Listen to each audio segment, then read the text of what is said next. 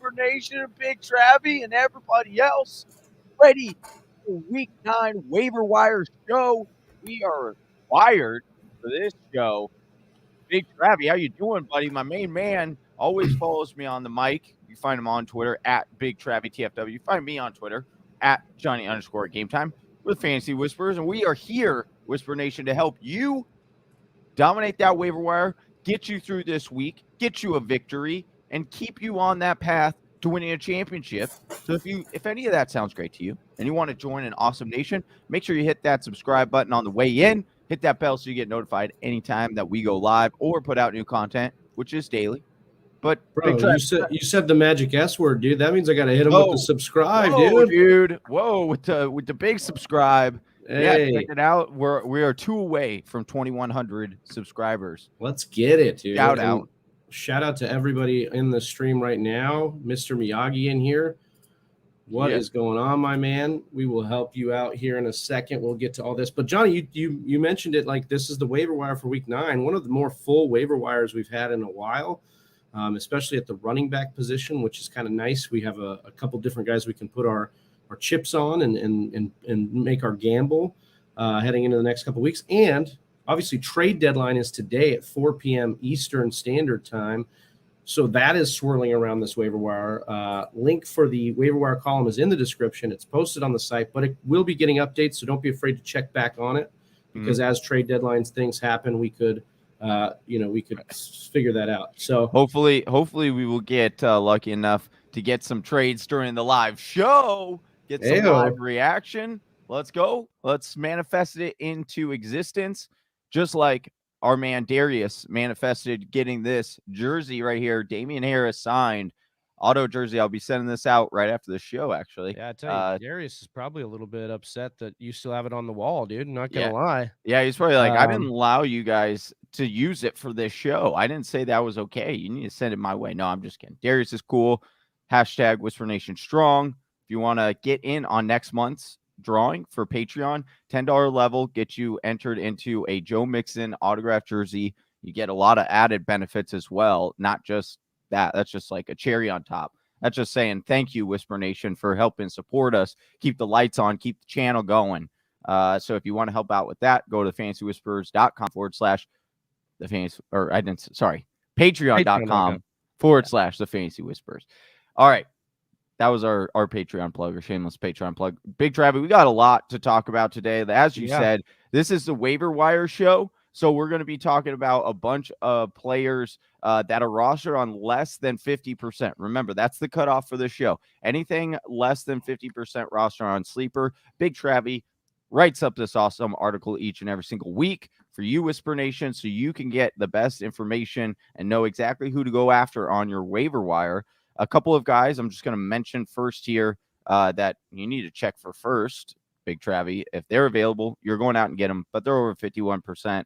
So we didn't write about them particularly in this, or you didn't write about them this week, but in past articles you have. So make sure you check out past articles as well. That would be DeVante Parker, running back for the Giants, 79% rostered. Michael Carter having a mega boss day. Of course, it was against me, but that's okay. 76% rostered. Kadarius Toney, our guy, 68%. Sterling Shepard going down again last night. So Kadarius Toney, uptick again. Cole Beasley, 68%. Darnell Mooney, 56%. That we'll see what happens to on the trade deadline with some of that. Maybe his, maybe we were a little bit more interested in Mooney after today. We'll see. Carson Wentz, 56% rostered. Hunter Renfrow, my cousin. Just kidding. It's not really my cousin. But Derrick Carr, 55%. Michael Gallup, 53%. And Rashad Bateman at 51%. Travis, of all those guys, who do you like the most on that list? I'm really getting excited about Michael Carter, Johnny, rostered in 76% of sleeper leagues. This is a guy who's got 14 targets in the passing game with Mike Smith last week, 9 targets the week before that. So even as this offense is going to continue to be bad, which we project it will, we've got a situation with Michael Carter, who is somebody, if he's randomly there in your league, I doubt he is, but if he is there, you go swoop him up. And then second would be Kadarius Toney because of that upside. It's just a note that I put Carson Wentz, Derek Carr, some of these other quarterbacks in here because some of the streamers we've picked up, they're probably going to continue to be somebody you look to maybe in the next week or so, just because that could easily be the situation here. When we get to quarterbacks, I do have some exciting ones that we might want to pick up because they have that league-winning potential, but there's no guarantee with those guys, and we'll talk about that as well. I do just want to note that at the end of the column, we have the honorable mentions, and this week honorable mentions was a little bit different because of the trade deadline stuff. So guys like Marlon Mack, Ronald Jones, Evan Engram all made the honorable mentions because they are guys that could be traded by the time this deadline hits. So keep an eye on those guys, and stick with us as we answer. We will get to all your questions that you specifically have for your roster after we get through every single one of the top guys we're going to talk about from the article. Yep. Once again, appreciate all of you guys for joining us in here in the chat. Stick with us. We will answer your questions at the end, so we'll get to those. So if you just leave them in there, stick around. We'll get through it. Big Travie, before we jump into these running backs that we would like to, go out and try to acquire off the waiver, any big exciting news that you are looking forward to, hoping drops during our live show we got the trade deadline just hours away. Yeah. And we haven't seen a whole lot of moves yet. And we've been rumored to be, this is, going to be a big wave or big trade day. Hopefully. We always hope that. It does seem to be like the trade deadline always excites, but kind of always lets us down. But we'll see. We've had big talk about Deshaun Watson, conflicting reports saying that deal is probably not happening today. We also have seen Evan Engram gain interest from the Green Bay Packers. We have OBJ's father posting a video on social media showing all the different times, showing the lowlights, I would say, of Baker not hitting his son on wide open passes. So we have that. We have the Colts making some moves like elevating other running backs to their 53-man roster, not named Marlon Mack. So could that mean they're trading Marlon Mack? Also, the Cleveland Browns as well elevated a running back off of their practice squad. So that's interesting. A lot of interesting moves. We'll see where these breadcrumbs eventually go to. I mean, Twitter, the big one for me, I mean, obviously is Deshaun Watson, but the next big one that's stealing is OBJ right now. It seems like he's deployed his dad, and even LeBron James, who put the hashtag free OBJ up on Twitter this morning. And it's like he's deploying them without having to say a single word and kind of try and test the market and see if they can get a trade done. So be interesting to watch that and see if that news does break while we're on the air. But I'm gonna temper my expectations on any big moves happening here. If you one player that you said OBJ that you'd like to see moved, if that's their player, let me know, Whisper Nation. Who's the one player you would like to see traded today? Let us know in the comments below. Hopefully it's some good exciting players. I know Mr. Miyagi and David Harris are probably wishing Allen Robinson was traded here because they both had Allen Robinson burn him big time, as he has with a lot of people. So Robinson's another name to watch, but I doubt the Bears are going to be able to pull anything together here. They don't make a lot of sense. We'll see if jumping into the number one, this is related here, or kind of a good segue. Trying to get the hang of this. Normally, Big Travie is the driver of this show, but I get the Tuesday show on the Waiver Wire show. So here we go. Speaking of a guy who could be traded, Marlon Mack, a lot of people are watching where he lands. A destination that could be interesting, Tennessee. But as of right now, the number one waiver wire priority and pickup should be, I can't believe we're saying it again, week 9 of the 2021 season, Big Travie. And we are bringing up Adrian Peterson once more, saying, hey, you need to go out and can seriously consider picking up Adrian Peterson if you, 1, need running back help, and 2, if you had Derrick Henry, and 3, is he going to produce like the old AP? Is he just going to continue to eat yardage? Do you feel confident in Adrian Peterson going forward? I mean, confidence is a shaky word. In the waiver wire, we're not ever looking for somebody that we're ultimately confident, really, overly confident on, but we are looking for guys that become what we call lottery tickets in our late rounds of our drafts in the fall. And then also our waiver wire are used for these lottery tickets. And Adrian Peterson is looking like one of those right now. When you look at Adrian Peterson in 14 games over the last 2 seasons where he played with Washington and the Detroit Lions, he averaged just under 10 PPR fantasy points in games that he got more than 13 carries. He did that in 14 such games. So we like that. We like that situation that he got those carries. And when he does get volume, he scores around 10 points of PPR scoring.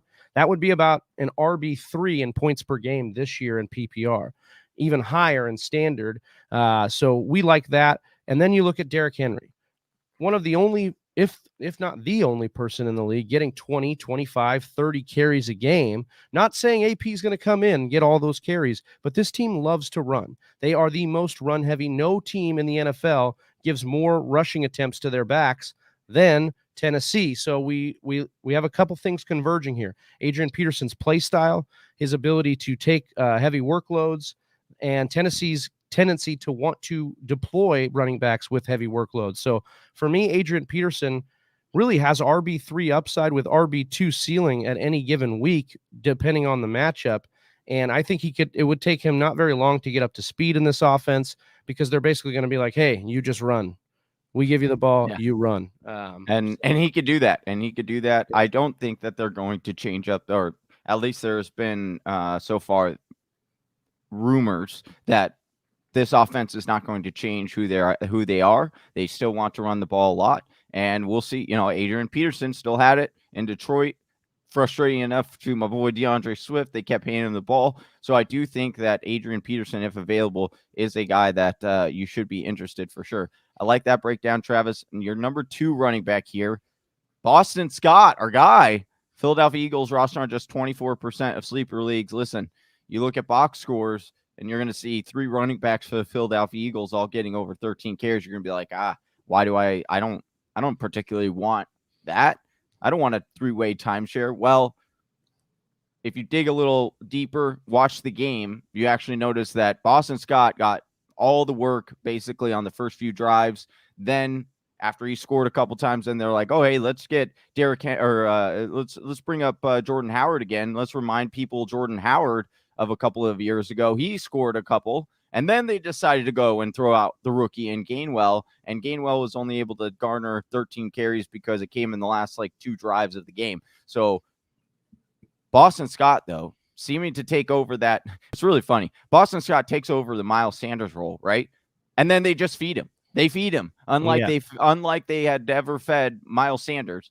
So Boston Scott comes in number 2 on this list. How confident are you in Boston Scott moving forward, as well as, what's your level of trying to acquire Boston Scott? Are you actively confident in going after him and putting him in your starting lineup, or is he more of a guy that you're, bye week fill in, you're not super trustworthy, you're not sure about this Philadelphia Eagles offense? Where are you at? Yeah, I'm definitely not sure about it. It would be more of a bye week fill in. He is a rental. What we're trying to do now, Johnny, is put our claim on one of these backs to be the guy while Sanders is out. Mm-hmm. Now, I think overall it's probably an avoidable situation, but if you are in desperate need of a bye week fill in, we have a situation where it's not bye again this week, but we do have Washington, Detroit, and Tampa Bay. Harsh some other ones that are on bye here. 4 teams are on bye. I'm blanking on the other one that is on bye as well. And that is leaving us in a Seattle. That's leaving us in a situation where we have plenty of fantasy relevant players on those rosters and plenty of running backs that we might have been relying on. And now Boston Scott gets put into a situation here. I think if we're trying to predict which back has the best chance to be the guy while Sanders is out, what we have seen so far this year and at times last year when Boston Scott filled in, Boston Scott has the trust of this coaching staff to be the guy to start the game and to be the guy to get red zone and goal line work. So he's done that in back-to-back weeks now. I'm going to continue to deploy him out there as a guy who needs a fill-in. Maybe you have Sanders, or maybe you have Saquon, or maybe you have CMC, and you're looking for that replacement from week to week, and this is a guy that can kind of fill that gap for you. So we got some breaking news. As of 3 minutes ago, Las Vegas Raiders, Henry Ruggs involved in a serious car accident per TMZ. Yeah. So we need to keep that monitored. I'm not right. Yeah, it says star wide receiver Henry Ruggs. Okay, it's giving it was involved in a serious car accident in Las Vegas Tuesday morning. Law enforcement sources tell TMZ Sports 22-year-old Ruggs was in a wreck in the central Las Vegas Valley around 3:40 a.m. Nothing ever happens good after 2. Let's see. No word on if the cops believe alcohol or drugs played a factor in the incident or accident. It's still unclear what Ruggs' condition is. There is a local report that says there was at least one fatality in the crash. Oof. Man. Yeah. So we'll have to continue to see what happens here. That is that's some wild news. We'll continue to monitor that situation. We don't know his state at all, or whether he's going to miss any weeks or anything like that. So just definitely keep that monitored moving forward.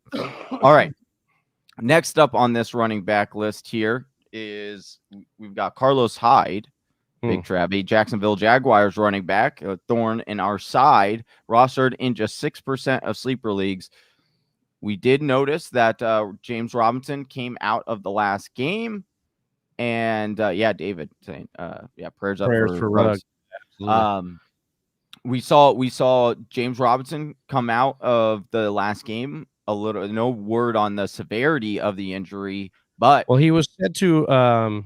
He left with the ankle, Johnny, and he didn't come back. It was early on, probably the second quarter, if I remember right. Good news was that he avoided significant injury, or at least that's what Jacksonville's telling us. The bad news is he didn't return to that game, like we talked about. And then the situation is, look, I'm not a huge fan of Carlos Hyde's talent at this point in his career, but Urban Meyer is. And Urban Meyer will continue to give him the ball if he is the only guy he can give the ball to. Hyde was given 14 touches, 73 scoreless yards on Sunday against Seattle, and that was in a game where Jacksonville just looked god-awful on offense. So even if they're out of sync, you see that he's going to have some usage. And again, it's just about what we're trying to do. We're trying to patchwork our team, especially at the running back position. And so really it was about getting you guys priority based on what you could use right now. Do I like AP the most? Yes. Could I see a situation where AP takes a week or two to get involved the way they want him to? Sure, that could happen. I don't think it'll happen. That's why he's my top priority. But then guys like Boston Scott and Carlos Hyde will get in here above other guys that are down on the list, because we actually have situations where their standalone value will let us know, or will speak for itself, and they're going to be able to be used and put into your lineup immediately. So again, like I don't remember the last couple of weeks where we've had 3, pretty usable backs in the top 3 here for our waiver wire column and our waiver wire show. And so, I think that's how we go. We have our guy Z. What's up, Z? If Hyde is the guy this week, do you guys have him over Scott against Chargers? I would not. Again, like if you have the option of both of those guys, I'm definitely not going to start Hyde over Scott, because the Jacksonville Jaguars playing the Buffalo Bills this week. Yeah. And that's not a fantastic matchup at all. So not ideal. Not ideal. Yeah. All right. We got a couple more running backs here to talk. That was Z. I just want to say what's up to Z in the chat here today. Been on Twitter. Yeah. He's been part of what's been making Twitter so fun this morning with the trade deadline and just some of the stats that Z's been spitting out there. We appreciate you, man, and good to see you in here. If you don't follow Z on Twitter, you're missing out. FF, I believe. Yeah, he puts out some good stuff. I will say I probably engage with Z more than anybody else on Twitter, just because he puts out thoughtful things that really help fantasy players. But it's also like he gives you a different perspective as well, kind of thinks outside of the box, which is what we like to do here as well on our channel. We want to help you win a championship by thinking outside the box, by teaching you the game, the strategies behind fantasy football, not just telling you, hey, go play this guy because Big Travie wrote about him or has him on his roster. We actually try to tell you the logic behind playing players.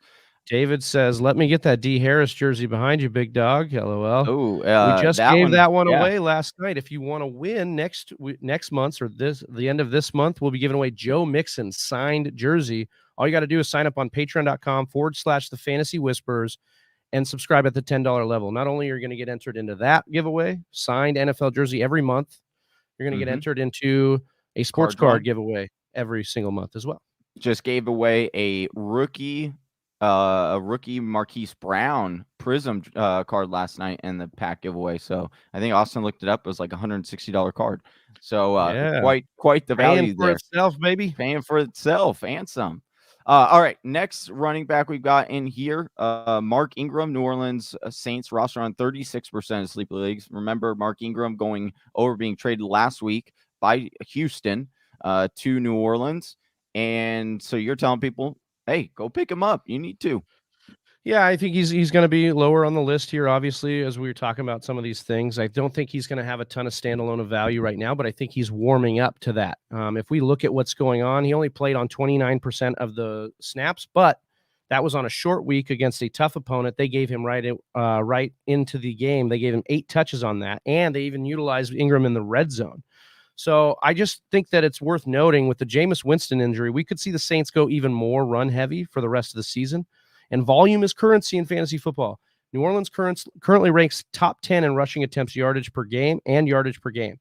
Now, Trevor Siemian is not the same as Drew Brees. And then, of course, we could have Taysom Hill come in, which we'll talk a little bit about later. But this Saints squad, this Saints offense, only averaging 5 yards per game on the ground, less than the 2017 offense that saw both Alvin Kamara and Mark Ingram finish as top 6 running back options. I don't believe that's going to be possible again this year, obviously, but I'm not ruling out that standalone value is there for Mark Ingram, especially with his familiarity with the offense and the way that they are going to try and run this system over there in New Orleans. And I honestly think Trevor Siemian, maybe even Taysom Hill would be better for the running game because they would continue to not turn the ball over as much as a Jameis Winston might be prone to do as the season moves on. All right, next up on the running backs here, we got Jaret Patterson, Washington football team running back, roster on just 3% sleeper leagues. We've touched on him in matchup breakdowns and in prior weeks waiver wire, but he's starting to get the usage now. A little bit more concern with Gibson. What you want to talk about Jaret Patterson? I can also come in. Well, I mean, this is just really a take from you, man. I'm not going to lie. This is something you've been talking about for a couple of weeks, that Antonio Gibson is likely kind of like a ticking time bomb or that clock is ticking on him. And we thought that, Gibson was going to be this guy that was going to be, the grinder for this team. And then now grinder. Yeah, he's basically at a situation where he got out touched last week. He got out carried by Patterson 11-8 again in their loss to Denver. This was a week after Gibson had come in, got taken off the injury report. And so now they're heading into bye. So this one, that's why he's a little bit lower as well, because we're heading into the bye here for Washington. And you can't actually use Patterson this week. So he would get ranked a little bit lower for me. But I think it's a savvy pickup if you've got the bench spot and you want to stash something. That's kind of where Patterson is here. I like it. Jeff Wilson Jr., San Francisco 49ers running back, roster on just 23% of sleeper leagues, looking to come back here pretty soon. We do know how plentiful that 49ers backfield is. However, we do know that Elijah Mitchell is becoming somewhat the truth there. So Jeff Wilson, how do you project him coming back? What do you think his workload is how do you think his workload is going to affect that of Elijah Mitchell? Where you at with Jeff? I need to preface all of what I'm about to say with I love Elijah Mitchell. Elijah Mitchell, I believe, is going to continue to lead this backfield. He is the dominant bell cow rusher of the backfield. He just isn't used as the receiver. So maybe it's unfair to call him bell cow, but he's averaging about 18 touches in the 4 games that he's played with Jimmy G, and he's doing great things with them. I mean, check this out. This is via Twitter. And our guy over there at Jetpack Galileo says Elijah Mitchell has played 5 games and has more 100 rushing yard games, 3 of those. He's got more than Dalvin Cook, Ezekiel Elliott, Nick Chubb, Najee Harris, Saquon Barkley, CMC, Alvin Kamara, Joe Mixon, Aaron Jones, and James Robinson. Only one player has more 100-yard games than Elijah Mitchell, and that's Derrick Henry. So that is where we're at right now with the production he's been able to do, and he missed games. He's missed games too. So I really like what I'm seeing out of Elijah Mitchell. Now, that being said, he's already got a rib injury, or he already missed time this year before, and he has a rib injury this week, right? So he's dealing with that coming into the week, but It doesn't seem like it's too serious. Monitor that. Either way, Wilson's IR window was opened up. He can return to practice. He hasn't done that yet. They're thinking that he might be able to by the end of this week. Either way, what we saw Wilson able to do in relief last year in 2020 in 12 games, 600 rushing yards, over 125 attempts, and he scored 10 total touchdowns. He finishes the RB 26 in standard leagues.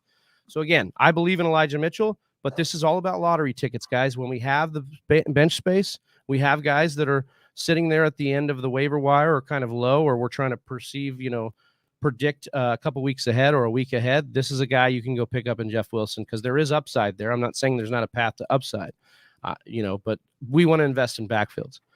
I think if you have Elijah Mitchell, I'm trying to go out and get Jeff Wilson. I also do think that, you're taking the dart throw on Jeff Wilson. We've seen him perform in this offense. I don't think it's a bad move to make just because of how fast they go through running backs. But I'm with you. I do think Elijah Mitchell is the guy that I would like in this offense the rest of the way. But you best believe, like, if Elijah goes down, I'm more confident they're switching up to Jeff Wilson, and they're not going to try to go to Sermon again. What's nice about Wilson is they've trusted Wilson more in this offense as a pass catcher as well. Right. Because he had 3 receiving touchdowns last year in his relief stint too. So. Okay, so last running back we'll touch on here, and then I'll give you some names of some running backs. I'll ask you whether you would drop them for any of these guys or not, and then we can move on to wide receivers. Last running back here, we've got Jeremy McNichols, Tennessee Titans. We talked about Derrick Henry, most likely missing the rest of the season. Jeremy McNichols, backup for Tennessee before he was injured, but now coming back. Big Travie, what do you like about Jeremy McNichols? What do you project what role do you project him to have on the bench? On the bench, warming it up for AP. No, look, here's the deal. I have a take. My take is that AP will probably win this job. That's why he's at the top. But if I believed in McNichols, he would be more towards the top of the list because I want to invest again in this offense. As we said, no team rushes the ball more than Tennessee this year. Does that come down with Derrick Henry gone? Of course, but it doesn't come down detrimentally, and it's a rushing pie we want to invest in. And so if you think, oh, you know what, actually, I think AP's dusted, I think he doesn't have it, then you should go grab Jeremy McNichols because he would be kind of the other guy in line if they don't go and trade for someone at the deadline here. So that's why he made the column, and he would kind of skip up above some of these guys if your personal take was him over AP, if that makes any sense. I'm just trying to give people some perspective here. I'm personally ranking him below all these running backs, but that's because I'm investing in AP across leagues that I can. I do like that, especially because you see that Titans also made a move on bringing up Donta Foreman, who has played fairly well for them as a backup role. I'm not saying go out and pick up Donta Foreman. That's not what I'm saying. But I'm just saying that there is some a little bit of cloud when it comes to who necessarily is getting the touches behind AP right now. I think AP is going to get the first majority bulk of the carries, and then I think the rest of it will be split up between McNichols and Donta Foreman too as well. So, but I like what you're saying there. I'm going to give you a list of guys, some names. Travis, I want you to just tell me, would you drop or where on this list you would place this player, right? So David Johnson. Would you rather have David Johnson than any of these players on this list? No, David Johnson could be dropped. He's splitting time between 3 other backs on the worst team in the league. I don't want any part of it. All right. Next on Dustin Johnson. Kenny Gainwell, last week's number 1 waiver wire that hardcore disappointed a lot. This one's tough. If it's PPR, I could see hanging on to Gainwell, maybe at the Carlos Hyde range, because I do think there's going to be receiving work. They're not going to be in a game against Detroit every week where they're going to boat race Detroit and not need to use the passing game. And in fact, they probably project to be more likely in games where the game script could favor Gainwell. So I'm still not off of the Gainwell wagon here. I think there's a path for him, especially even after Sanders comes back, because we've seen him work with Sanders and have usable games. Well, so that was what was so odd, was like the fact that you did see him get work even when Sanders was there. And then Sanders goes out with a clear opportunity to really get a lot of touches, and then they didn't use him. And again, you could look at the box score, say, oh, well, he got 13 touches. But again, it didn't come until he had one touch up until 8 minutes left to go in the fourth quarter. That's so concerning to me. But at the same time, like Travis said, game script in this one, these are one of the few games where the Philadelphia Eagles were actually favored to win this game. It boded well for the rushing attack there. I do think that there probably are better days ahead for Gainwell. Gainwell is good. Like on a Pro Football Focus actually tweeted this out. I wish I had the exact all of them, but basically Kenny Gainwell was up there with some of the best in the league as far as fantasy points per touch. As far as running backs go, Kenny Gainwell was way up there, top of the list, top 5. And so it's just a little bit of a surprise that they didn't use him like at all last week. So, but I do think better days are ahead for Gainwell. All right, Damian Williams. Would you cut Damian Williams for any of these guys? Oh yeah, Williams is gone. Yeah, and oh yeah, Z coming in here that Gainwell is a hold in dynasty. Absolutely. Yeah. Most of the waiver column is for redraft, but yes, absolutely. Z, thanks for adding that dynasty insight there. 100%. Rashad Penny, our boy. You can drop Rashad Penny for all these guys. His the upside he's got is it's not really there. Alex Collins still exists, and then I don't know. Chris Carson could still make it back in this offense, so we'll see. All right, I'm gonna give you these aren't super okay. I'm gonna give you 2. The second one's a little bit harder because it's a positional, like you have to think about it for a sec. Alex Collins. Do you drop Alex Collins for any of these players?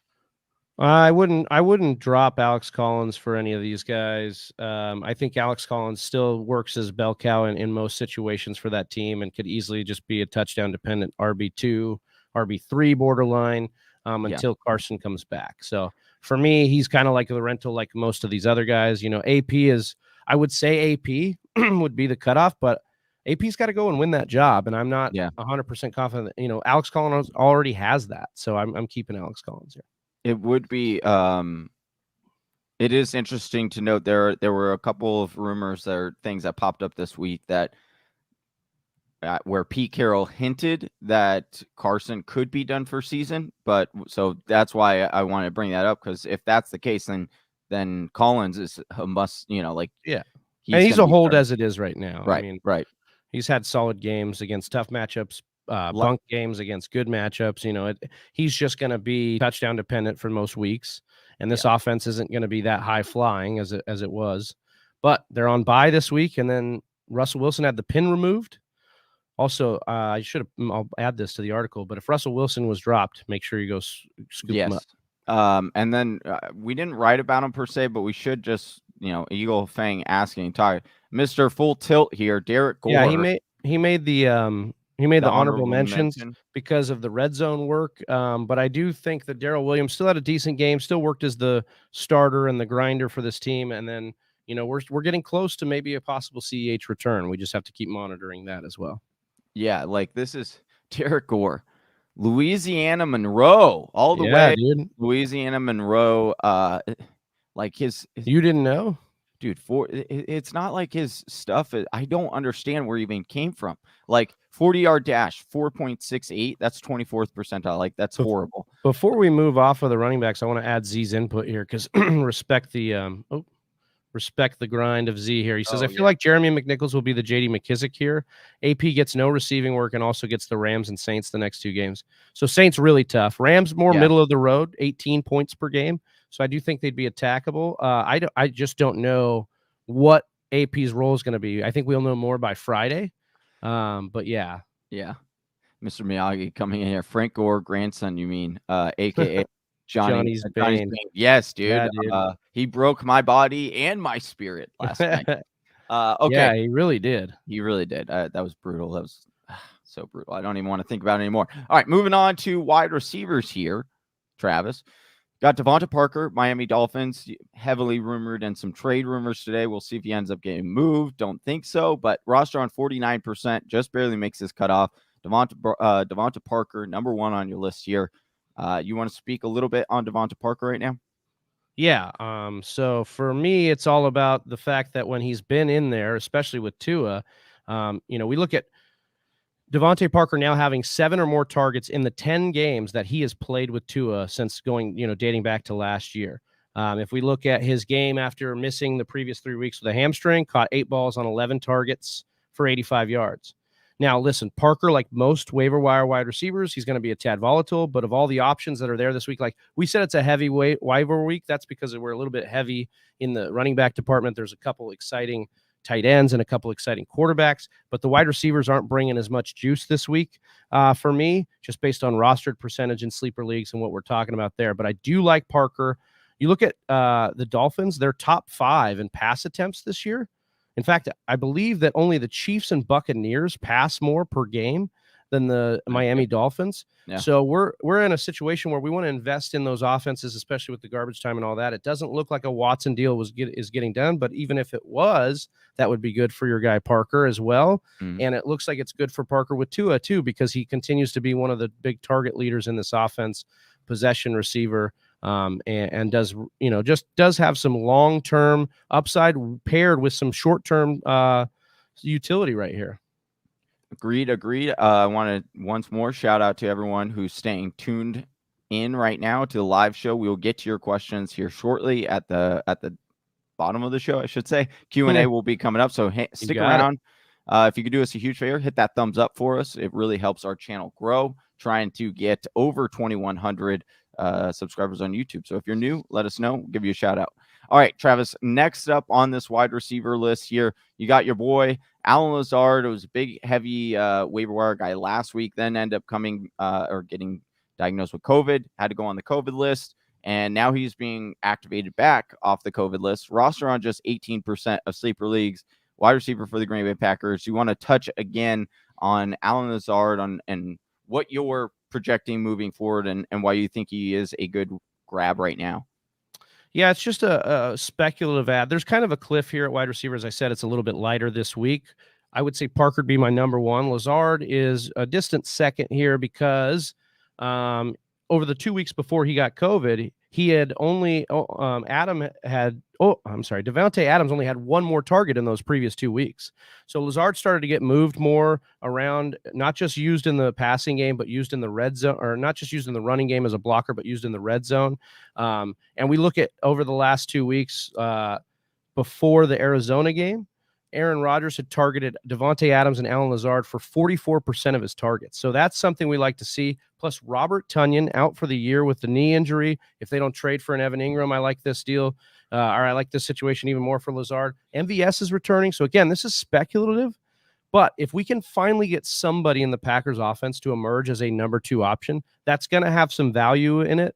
And especially if he can equal what DeVante Adams is doing on any given week as far as targets. I'm not saying he is DeVante Adams by any means, but yeah, Lazard does a lot of good things. He's trusted by Aaron Rodgers, and I think that's a big thing for this offense. And they're going to want him back. And this matchup is a potential sneaky stream of Allen Lazard here because they play the Chiefs, and the Chiefs are god-awful against wide receiver. Next up on this list, got another wide receiver. Another one to talk about. Another one. This time, we brought it up.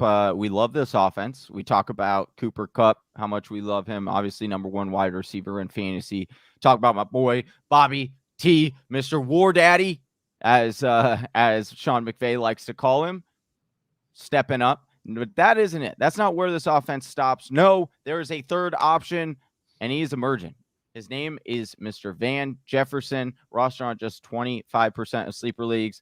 Van Jefferson really emerging in this offense. There was a little bit of an injury scare in this game, but he did come back and play in the fourth quarter with the second stringers, which bodes well for his health. But you have Van Jefferson here, third wide receiver that you should pick up on the waiver wire.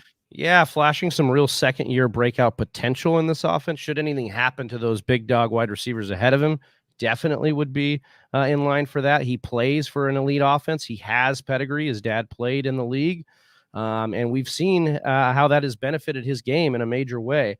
Over the last 2 weeks, his snap percentage got over 80 and then over 90 respectively. So we like that. He's starting to play more snaps. That's coming after the Rams basically agreed with Deshaun Jackson to try and find a trade partner and make him inactive. Now we'll see if they don't get a deal done. I don't know what they're going to do with Djax, but we'll see. Yeah. Cutting. Okay.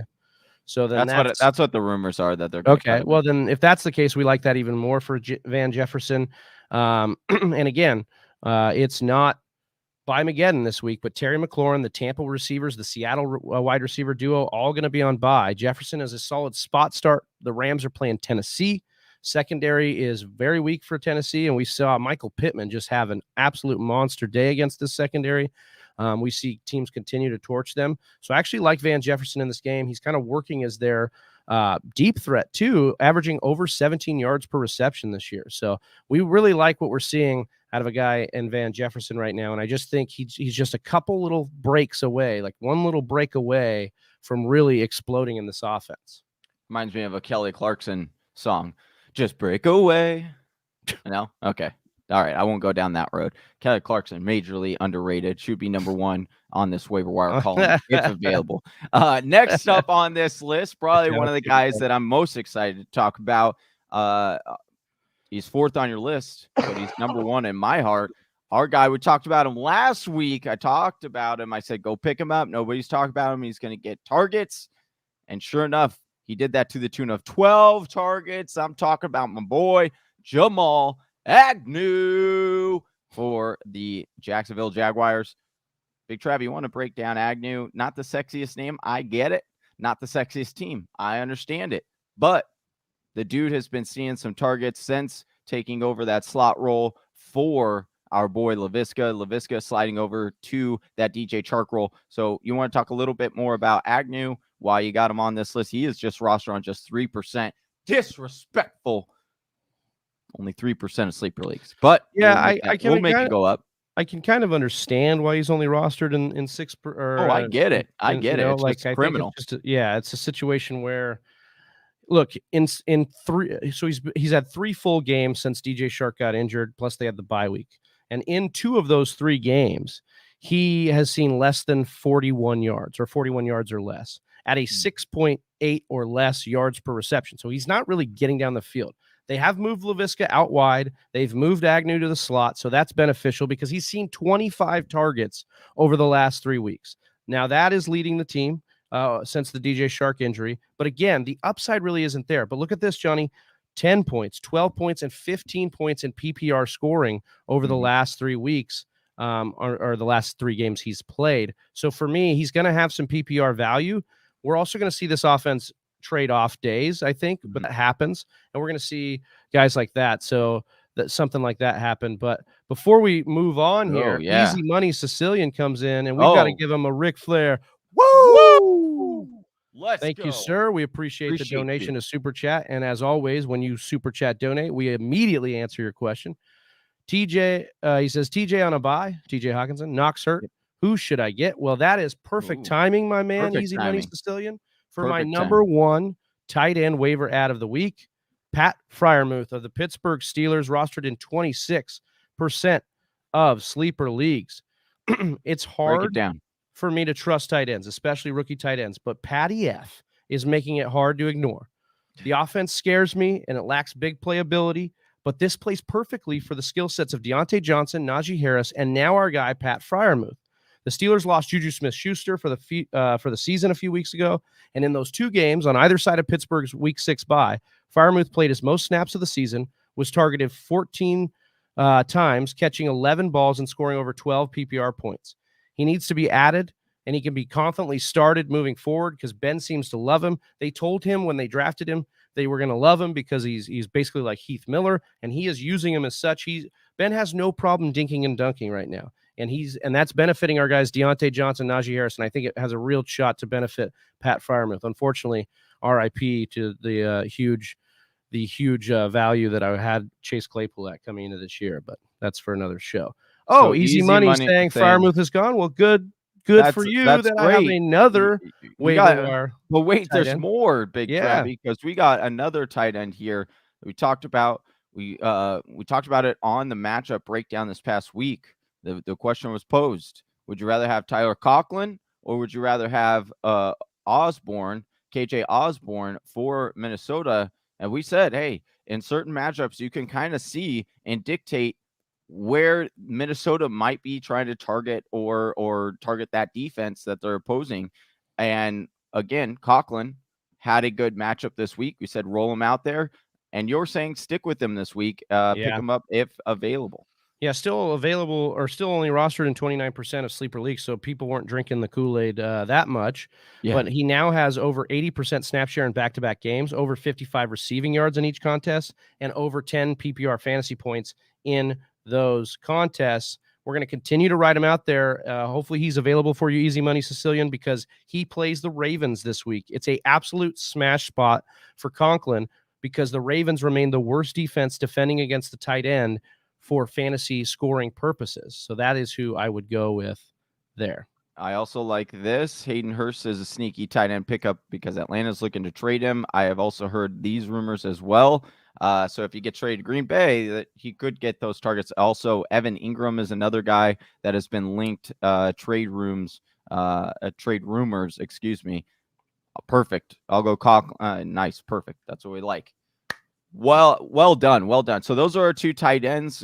Big Trav, we just jumped into those, got those out of the way. Now let's jump into some waiver wire quarterbacks because we got number one quarterback right now in Tom Brady on a bye. And we've got a couple other quarterbacks right now that are going to be on a bye as well. We talked about Geno or Russell. If you had either one of those, they'll be out this week. So number one on this list, 4 quarterbacks. You got guy on the thumbnail, Taysom Hill, New Orleans Saints, roster on just 7% of sleeper leagues. Now there is a little bit of concern that whether or not he will be the actual starting quarterback. So this is something we will have to monitor moving forward. But if he's given the opportunity there, we've seen him be a very fantasy friendly quarterback because of his, the glitch. He keeps it, he runs it. We do like that. Big Trav, you want to break down a little bit more on Taysom Hill? Are you hearing that they could end up turning to him, or what is your projection? So the update today was Sean Payton said that Taysom Hill was on schedule, and that sounds like a guy they're planning to get back in the lineup. We know that Sean Payton loves Taysom Hill. You talked about it here. The cheat code-like rushing ability, that's going to provide big fantasy games. How do we know that? Because we've seen it last year. He started for the Saints in weeks 11 through 14. These were his 4 QB finishes, Johnny, in fantasy football standard scoring. QB4, QB8, QB8, and QB11. This kind of production, the sample size, and the fantasy scoring that he was able to reach is why we love Jalen Hurts coming into this season, because necessarily can't be the best real-life quarterback so far, but fantasy, they are gold, the rushing floor that they give them. Now, I'm not comparing Hurts to Hill. There's a lot of differences in their game, but I am comparing the running ability that they have, the Konami code. Then you look at matchups. If Hill can get the start, he's got matchups against Tennessee, Atlanta, and Dallas over the next month. Hill could easily be in line for big fantasy football numbers. And I don't care if you've got a QB, you should go pick him up. That's what Matthew Berry said earlier this morning. I agree with that. If you have a QB already, that's what the quarterback theme is this week, guys. It's not really necessarily a guy you're going to go start right away, and maybe you do. But for those of you that are contenders and trying to get into the playoffs and want to stash a really big upside player, Taysom Hill is that upside player for me. That's why he's the cover boy, because he's worth the stash based on the league winning upside that he has.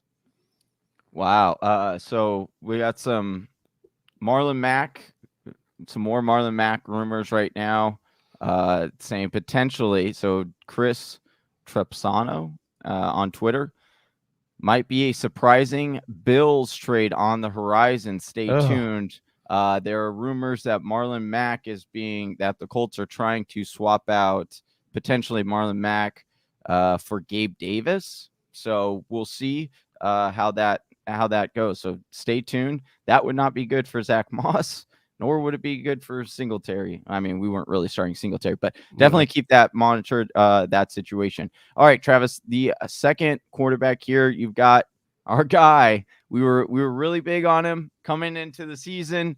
Then he didn't look so great, but maybe this could have been their plan the whole time for the Bears, is just to make Fields look so terrible in the beginning, then to turn him around so they could say, hey, we figured him out. We got him. He's now looking great. Keep us here, please. Save our jobs. But you think that Fields could save a lot of people's fantasy rosters this weekend? It's tough because he's going to have some matchups. He's tough to sell short term here because he's going to have some tough matchups, including Pittsburgh right away. So it's not like I'm saying run to the waiver wire and pick up Fields and trust him again. But we finally got Fields to flash some of that brilliance and that upside that made the Bears move up in the first round and go get him.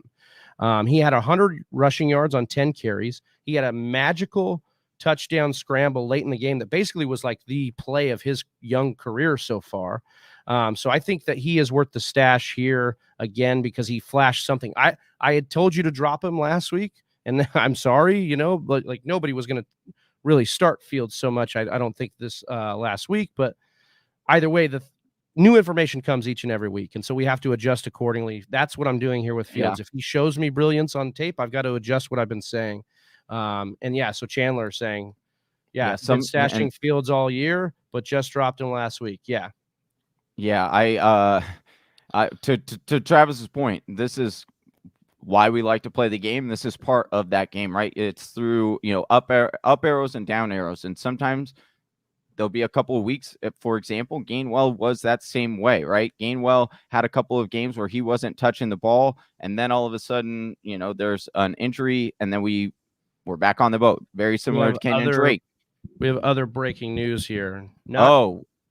So, breaking news, Metro Police confirmed Raiders player Henry Ruggs was the driver in this morning's fatal crash and showed signs of impairment. He will be charged with a DUI resulting in death. Oh, my gosh. The other person died? That's the fatality. He was not he was the one driving, and he's charged with a DUI resulting in death. So, that is not prayers good. up for Henry Ruggs, for the victim, for the soul that lost their life today in that crash as well. Prayers up for that family. Just terrible, terrible news on this trade deadline day. But we will try to work through it and then continue to be there and focus on the stuff that makes fantasy football kind of help us get through dark times in our life. So Mr. Miyagi wasting no time here says Ruggs is done. Edwards a pickup now? ? Edwards is interesting. Renfro will remain. Renfro and Waller will remain some big time targets for me. Edwards, though, does provide a little bit more deep threat than those two guys. So that could be something they use in there. Remember, they still have Zay Jones, who they've used a couple times on the deep He's looked pretty good as well. Yeah. So I think that could be something that gets worked in. This could be, in all honesty, it's probably really good for Waller, right? Waller's targets had seen a big dip. A major reason was because Ruggs was getting a lot of that down the field work. And I think they were trying to make Ruggs happen because they drafted him so high in capital. So I could see them definitely going to a more conservative approach going forward. But remember, this is a high-flying offense that's, a lot of passing yards per game. So, before we wrap up the show, get to Q&A and finish out the Q&A here, I want to just talk about the honorable mentions, Johnny. We talked about some of these guys. Again, I will be updating the article, which you can find in the description below. The link is there. I'll be updating the article as trades happen or don't happen to reflect that. But some guys, based on what their production has been, how do they make honorable mentions? Well, usually they're just kind of a low volume, low floor, kind of low upside pick. But they did flash a little something, and they could be on your radar. So I'm going to give them a little bit of validity here. But then also this week, there's a couple names that are linked to trades that we could go take a look at. Jordan Howard is in here. Derrick Gore, Ty Johnson of the Jets, who just saw a bunch of receiving work as well as Michael Carter last week. Marlon Mack, obviously we've been talking about him a lot. Ronald Jones is another one that has been said that could be on the trading block. BA's denied it, but maybe does something get done during the bye here for them? Tajae Sharpe, who kind of showed up in absence of Ridley in a game where Russell Gage got 0 targets. So that's something to look at. Jamison Crowder also getting more involved with the new quarterback over there for New York. Evan Engram, of course, scored a touchdown last week and then also could be on the move as well. Dan Arnold seeing some targets in that we'll just call it underwhelming Jaguars passing attack. And then Mike White himself, who had a 30-burger in some scoring leagues because he just went off in his first career start. So those are some of the honorable mentions at this time. But there we go. We hope you enjoyed the waiver show. We're going to get into some of these questions and help you continue to make great decisions and win your lineup. But if you like fresh fantasy football content, you want more of it, make sure you subscribe to the channel. Hit that subscribe button. Give us a like. Give us a thumbs up. Let us know you're new to the channel in the chat, and we'll shout you out. And as well, always, you want more fantasy football content? You want to help support the Fantasy Whisperers? You can do so by going over to the patreon.com/the Fantasy Whisperers, signing up for the $5 or $10 tier. You get a lot of extra bonus content from us, as well as entered into monthly drawings where you can get your money back, basically, with either sports cards or getting the signed jersey. So it also helps us keep putting out more and more fantasy football content. So if you do us a solid and go over to Patreon, we got a bunch of Patreon subscribers in the chat right now. So appreciate all of you guys. Help keep the lights on. All right. We got Mr. Miyagi in here. 3 and 5. The Walls says he's new. First time to the channel. Yeah, first time to the channel, Mr. Miyagi. No, shout out to Mr. Miyagi. He's a true blue. Let's see. What's Gucci, boys? We got David Harris asking, drop Ridley because he's playing like doo-doo pies. Regardless, and swooping up AP. Thoughts, gents? I don't know if I necessarily drop Ridley because even though he's going through this stuff, we don't know when he's going to be back. And I get it. You don't want to keep that on your team because you're like, I don't know when he will be back or if I could play him. I need that roster spot. I would try to look elsewhere to pick up or drop somebody else as opposed to Ridley and picking up AP. I don't mind that move. But I also don't mind trying to trade Ridley, like package Ridley and a player. Like people will still be tantalized by Ridley's name, by that upside, by that mystery box of, hey, like what if he comes back next week and now I got this steal? So if you really want to get out from under Ridley right now, I would pair him with make a package deal to try to get out from under Ridley. But I wouldn't just straight up drop him because he still does have value, even though we don't know what's going on entirely. He says, I don't know, David, hoping that Ridley finds Jesus this weekend and comes back to the NFL. Could definitely happen. Once again, we have no idea what kind of timeline we're dealing with. But again, like Johnny said, I'd be trying to sell before I dropped. Yeah. David saying he dropped A-Rob 3 weeks ago. That was a good one. That's a good move. Drop Allen Robinson for Mooney. Yeah, I think we talked about this a couple weeks ago as a possibility. Now, you might want to hold on to Allen Robinson for the trade just deadline. Through the deadline, yeah. But yeah, I think you could easily have him if he doesn't get dealt. Yeah, I agree. Let's see. David Harris asking, also, do y'all think that CMC returns this week? I don't know. Coach Matt Rule basically said he doesn't know if it'll be this week or next week. So I'm kind of hesitant to be thinking he'll be back this week. All right, we got next question here. Wait, sorry, I'm MB asking, what did I miss? You missed whole show. No, I'm just kidding. I don't know where you came in, but you can always hit that refresh, watch from the beginning, because this stuff lives on YouTube and on Twitch and on Facebook. So make sure you check it out. You can also click the link in the description if you want to read Big Travy's full article on this. Let's see. We have Justin asking, would you drop Madison to get Taysom Hill? He would be my QB2 and my QB1 is Stafford. It would really depend on your other running back situations. If you don't have Cook, if you have Cook, I'm keeping Madison in this situation. If you don't have Cook, I'm going to the Cook owner and trying to get something, maybe extra Wob, whatever you can. And then, yes, I would be okay with that based on your running back depth. But don't do it if you're sitting there needing a stash or something here. But yeah, I do Taysom Hill, especially if he gets to start this week, as soon as this week, like that would be looking good. Yeah, I do think. Justin, we kind of talked a little bit about Gainwell. We think he's a hold. We think he's right at the Carlos Hyde level, and as far as waiver wires to add here, just because the situation is that Boston Scott's trusted in the goal line and as the one here, and even Howard getting goal line work. David Harris asking, do I worry about Kyler this week? I'm thinking he's going to miss at least 1 week. Taysom Hill, Carr, or Tua as a fill-in if he sits.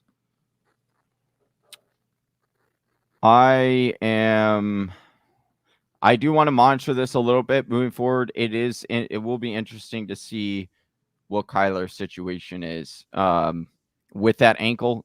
Again, left in a walking boot, but he has said, he'll be okay. I don't know if I can land Taysom, and Taysom is for sure going to be the quarterback, I think I would be fine pivoting direction. But I like Carr over Tua here.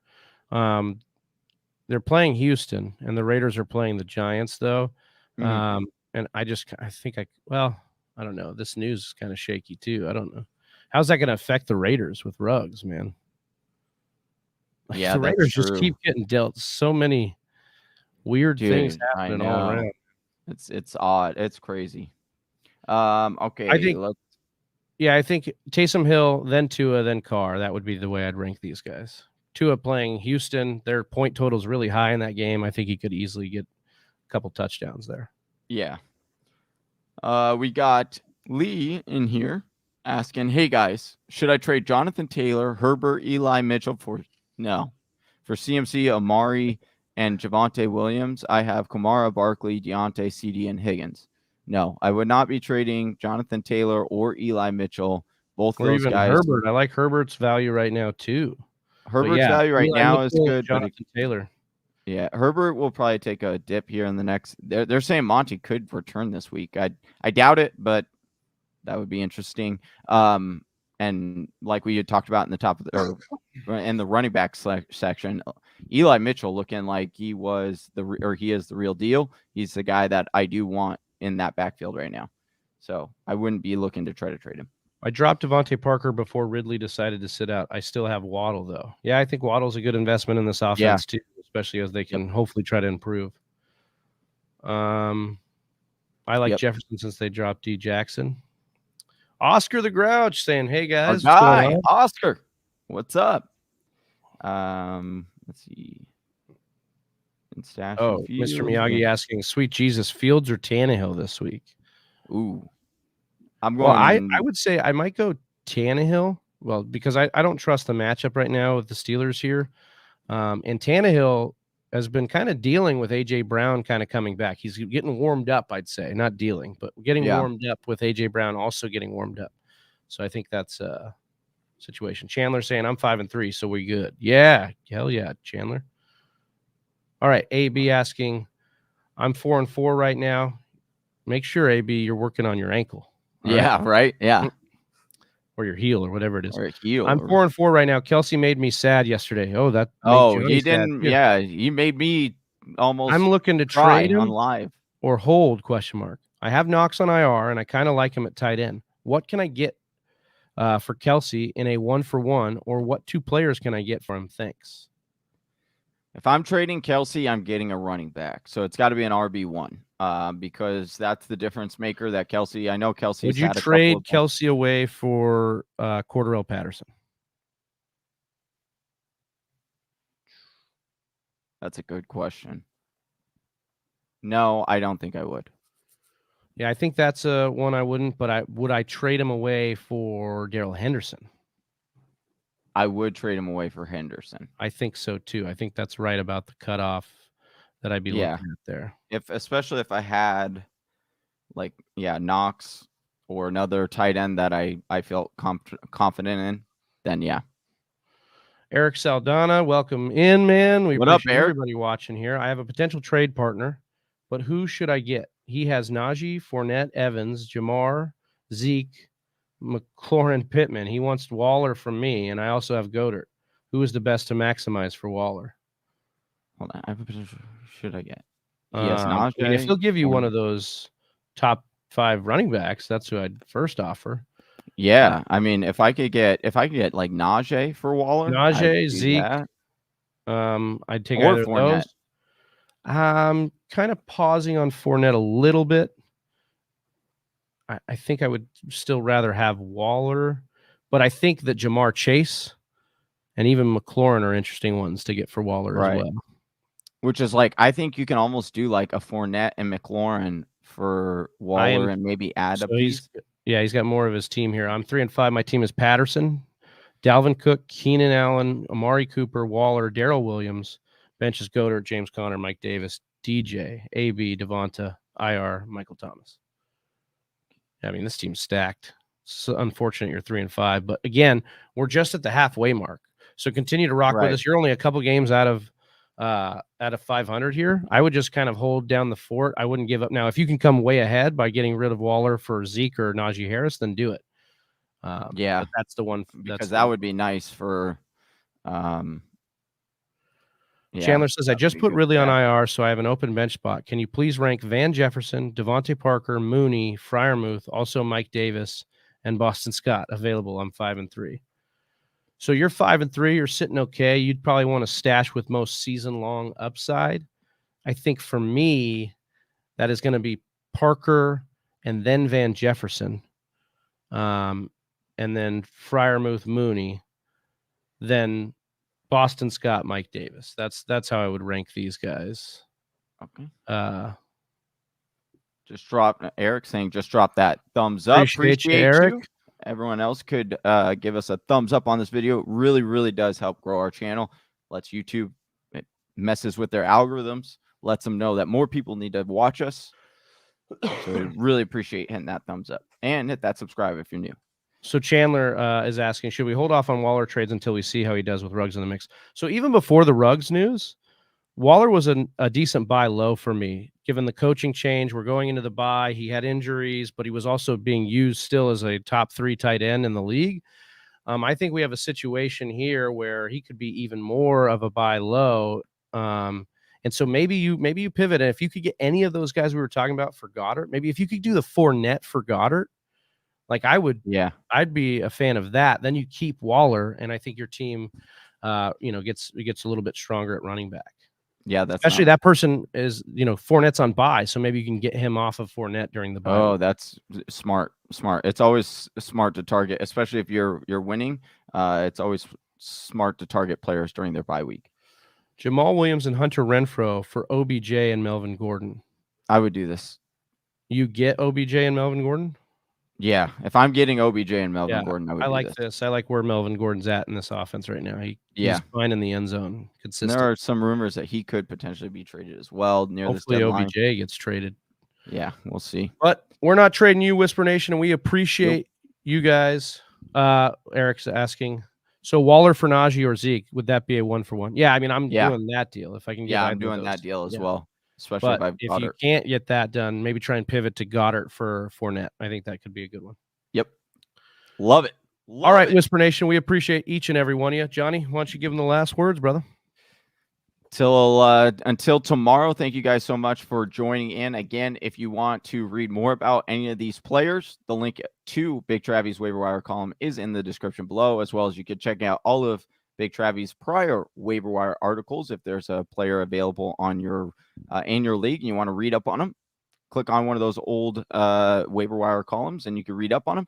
And then, as always, join us tomorrow when we will be talking about some players you might want to try to trade for or trade away based on, how they're doing, how they're playing right now, and how we forecast the rest of the season, as well as some really good matchups for your wide receivers and maybe some ones you might want to temper your expectations. So that show will be live tomorrow. So make sure you're subscribed and you hit that bell so you get notified right when we go live. That's Big Travy on the other side. Hit that subscribe. Find him on Twitter at Big Travy TFW if you want to DM or ask him any questions. Find me on Twitter at Johnny_GameTime.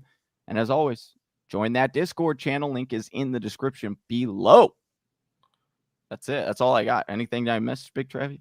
Nope. Whisper Nation, make sure you're subbed. Make sure you go to the website and read the waiver article. We love you. Peace. Peace. Good luck on those waivers. Right here. Look at you go. You made it to the end of another one of our videos. Hey, if you still have some questions, I totally understand. Or you just want to join an awesome fantasy football community, head on over to our Discord chat. Link is in the description below. And if you're still not sold on us, check out one of these videos.